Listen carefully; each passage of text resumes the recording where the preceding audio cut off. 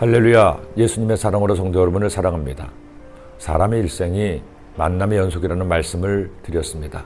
누구를 만나 어떤 영향을 받는가 하는 것이 그 사람의 향방을 결정하는 중요한 요소가 된다는 것이죠. 다윗의 일생도 마찬가지였습니다. 그는 평생에 그의 일생을 결정짓는 여러 번의 만남이 있었습니다. 그 만남이 좋은 만남이든 나쁜 만남이든 만남을 통해 그는 자신의 한평생의 드라마를 쓴 것입니다. 그런 만남 중에 사무엘과의 만남, 골리앗과의 만남, 그리고 악인이지만 사울과의 만남이 있었습니다. 그런 다윗의 만남 중에 빼놓을 수 없는 또 하나의 대단히 중요한 만남이 있습니다. 바로 사울왕의 아들 요나단과의 만남이었습니다. 다윗이 골리앗을 죽이고 하루아침에 이스라엘의 벼락스타가 되었습니다.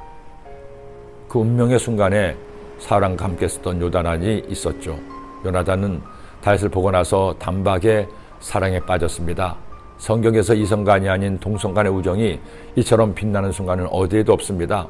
아니, 성경 외에도 많은 사람의 우정을 이야기하지만 다윗과 요나단의 우정처럼 빛나는 우정을 저는 아직 찾아보지 못했습니다. 그들이 만난 순간을 성경은 이처럼 말씀합니다.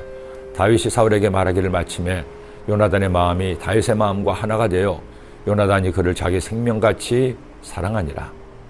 이처럼 다윗이 마음에 든 요나단은 그에게 옷도 벗어주고 군복과 칼과 활도 주었습니다.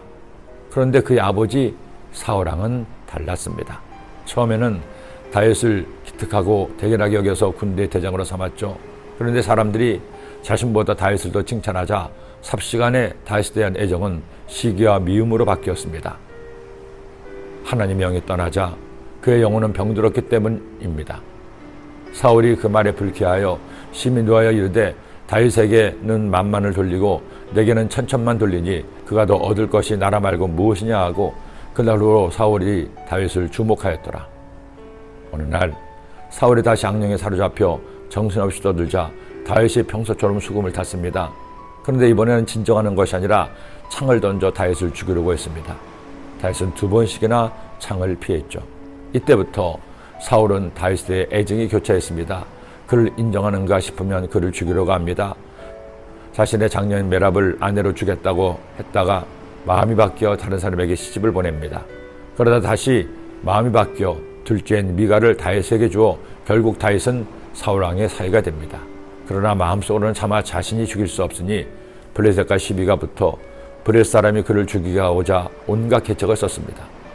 하지만 하나님이 함께 하신 다윗을 사울이 어떻게 할 수가 없었습니다. 도대체 무엇이 뛰어나고 겸손했던 사울왕을 이처럼 치사하고 변덕스러운 사람으로 변하게 했을까요? 사울이 왕이 된 후 교만해서 욕심을 부리고 하나님의 뜻에 불순종했기 때문입니다. 그러자 하나님의 영이 그에서 떠났고 하나님의 영이 떠나가자 마치 도미노처럼 다윗을 시기하고 미워하게 된 것입니다.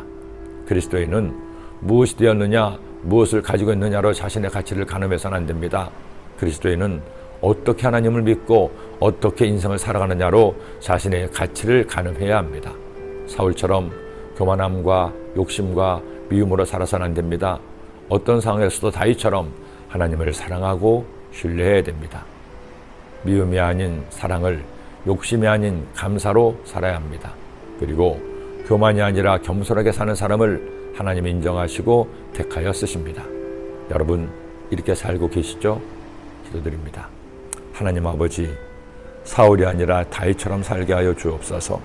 사울처럼 교만하고 욕심부리고 자신의 뜻대로 사는 자가 아니라 다윗처럼 겸손하게 하나님의 뜻대로 살고 감사함으로 사는 하나님의 자녀 되게 하여 주옵소서. 그런 한 주간의 시작 월요일 되게 하여 주옵소서. 예수님의 이름으로 기도드립니다. 아멘.